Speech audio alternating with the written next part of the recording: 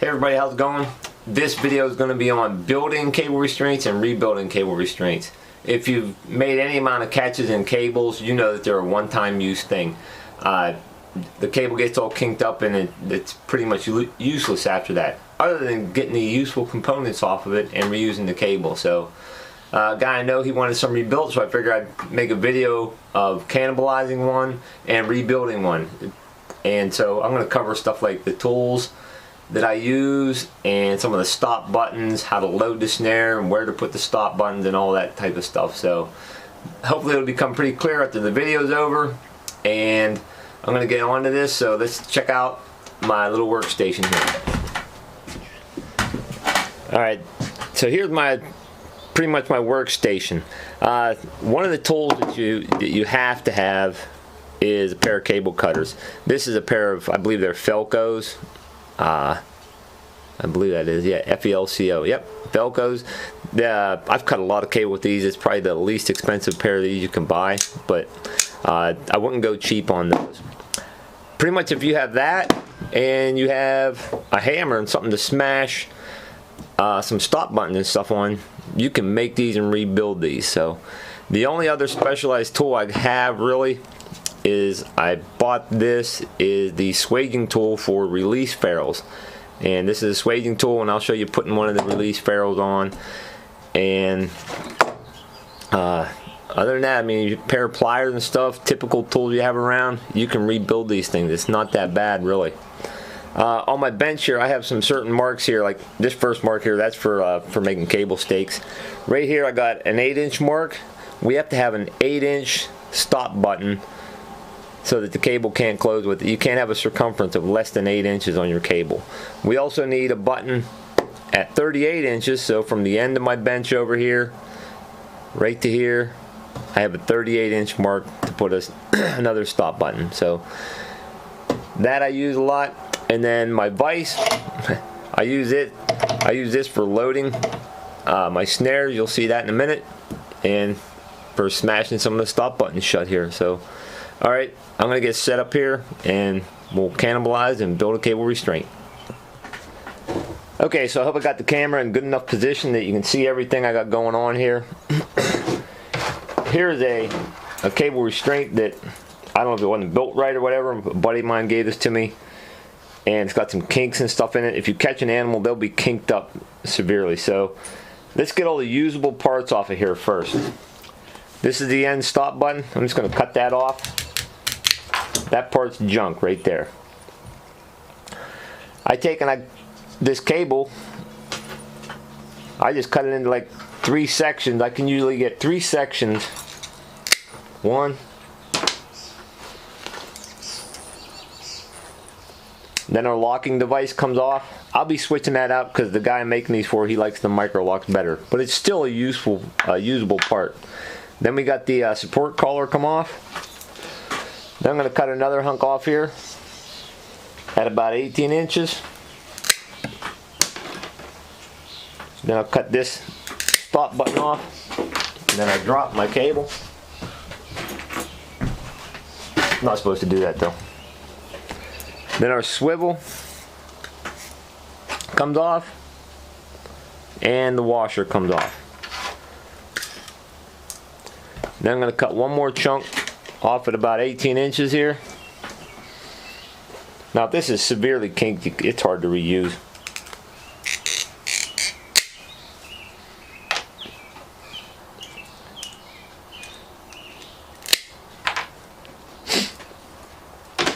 Pretty much these 3 pieces of cable, I can use those to rebuild some earth anchors with. Some of these earth anchors had broken, rusted cable on. I'll take those and rebuild those. So those are useful parts. These are useful parts off of your cable. There's my scrap off of there. So most of this stuff I'll make use of. So there's my scrap. And like I said, the one thing I'm going to swap out, the guy I'm making these for, he likes the micro locks better. So I'm going to put a micro lock on there for him.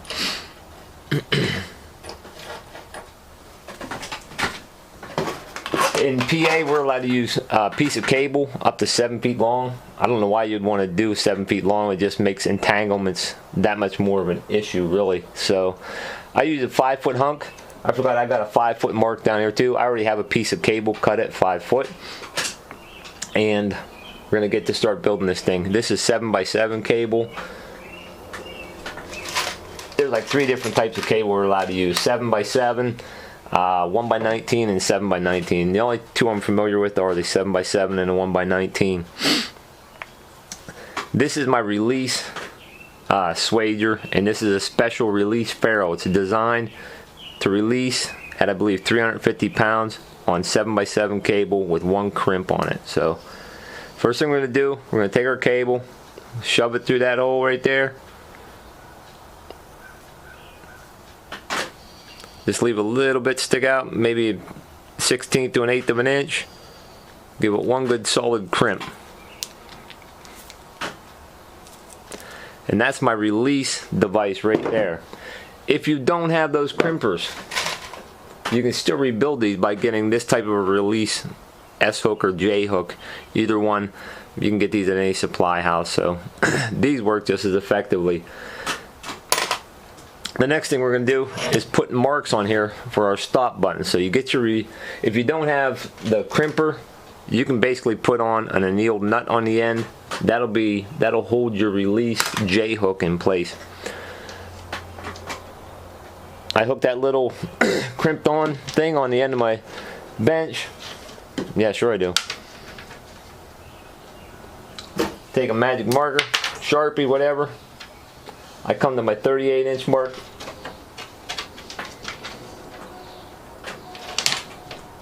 And I'm going to put a mark here for putting my stop on afterwards. Some of these tips I've seen in other places. Some of my stuff I do is a little bit different. I've seen some other tips. Then I'm going to go from the end of my release button, and that we have to have. We've got to have that release, some type of release device. And I'm going to put a mark at 8 inches. So we have to have some type of a stop button at 8 inches and a stop button at 38 inches. Now the next thing we want to do. So we got our release ferrule on the end. We have our marks at 8 inches, a mark at 38 inches. This cable has a natural curl to it from being just wound up on the spool up here. I have a spool of this cable. It just has a natural bend to it, and that's the way you want your loop to go. But we're going to take and make a bend with a pair of needle nose pliers, just straight back against it, almost like you're going against the grain. About a 1/2 inch of the cable, take it and bend it back, and you put a little kink in it right there. I like it just a little bit more than a 90-degree angle. Alright, so that's done. Now we're going to slide our relaxing lock device. It can be, in PA it can only be 1 piece. With the micro lock, you're going to put the cable through the big slotted part first, and it's going to point toward the end of your cable you're sliding it on. So it's going to point down here. If you're using one of these are the only 2 I'm familiar with, the ADC lock and the micro lock. It would go on just like this right here to start with, and then when you'll see when I refeed the cable, it would refeed through back that way. So we slide our micro lock on,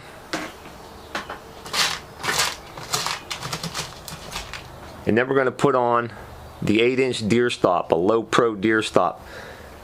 When I was first doing this, I just bought some stop buttons. You can see the difference in size. You don't want that up where the animal's neck's going to be and hanging up in the middle of the air either. So this is less visible and does less damage to fur. We're going to slide this on. And I missed one of the important parts of the whole thing here. I'm going to back these off for a minute. Before you slide those on, I got out of order here. You want to load your snare.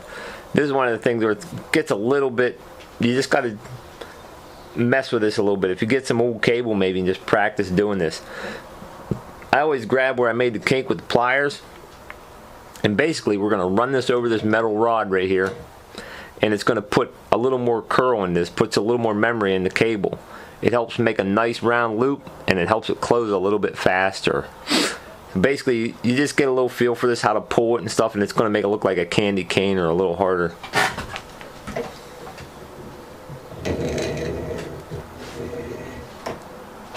Now one thing, oh, that was probably too much there. So I'm going to try to re-straighten that out a little bit. That was a little bit hard, but it'll still make a half decent loop for Fox. Now if you were doing like 1x19 cable or coyote cable, you wouldn't want that. You can see, and when I pull that to about 6-8 inches, it makes a really nice round loop though, and it's going to want to go close. It almost puts a spring in the cable here. So now back to where I got my release. My relaxing lock, not release. Got my cable loaded. That's loading a cable. Now I got my 8-inch mark right here. I'm going to tap this low pro deer stop down, and these are really soft. You just tap them a little bit. Just flatten that on there. That's my 8-inch. Now I got to stop there where it can't close anymore. Next thing, we're going to feed our cable back through the hole of my relaxing lock, micro lock, and I'm just going to give it a quick check here to see what kind of a loop I can get out of this. That actually makes a really nice loop. When I set for gray fox, I mean, I can just barely put my fist through gray. That's even a little bit large for gray. My fist is usually hitting the sides for gray fox. If you're going after reds specifically, you might want a little bit bigger. Now coyotes,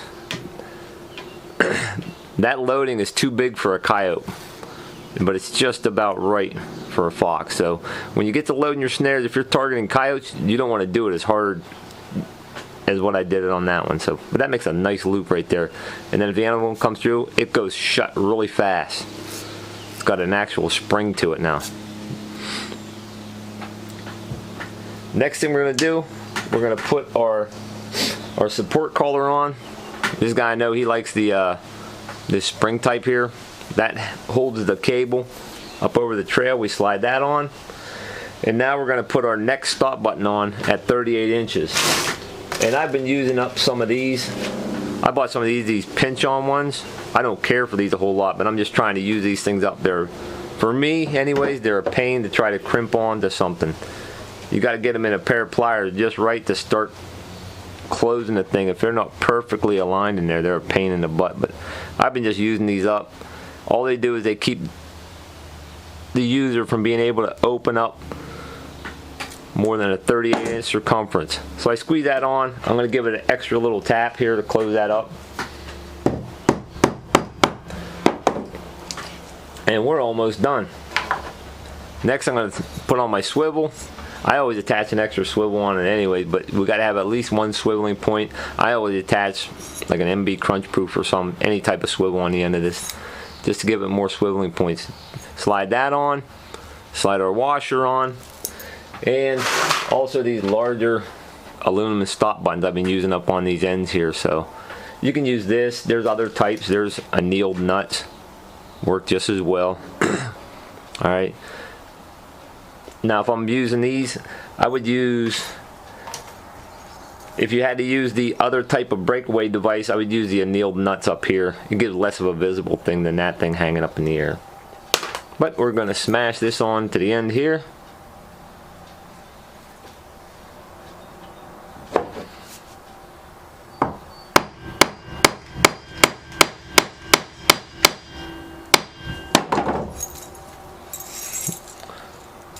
There we go. Couple minutes. Got a cable restraint. Got our swiveling point here. Ride on that washer. That stop button's not coming off. 38-inch stop button. 8-inch deer stop. Cable loads up nicely. Shuts great. And that's it. So hopefully you enjoyed this video. Hopefully it helps you out a little bit. And until next time. Looks like it's starting to rain outside, so I'm gonna hopefully deliver these cables to this guy and keep getting ready for next season. Thanks for watching.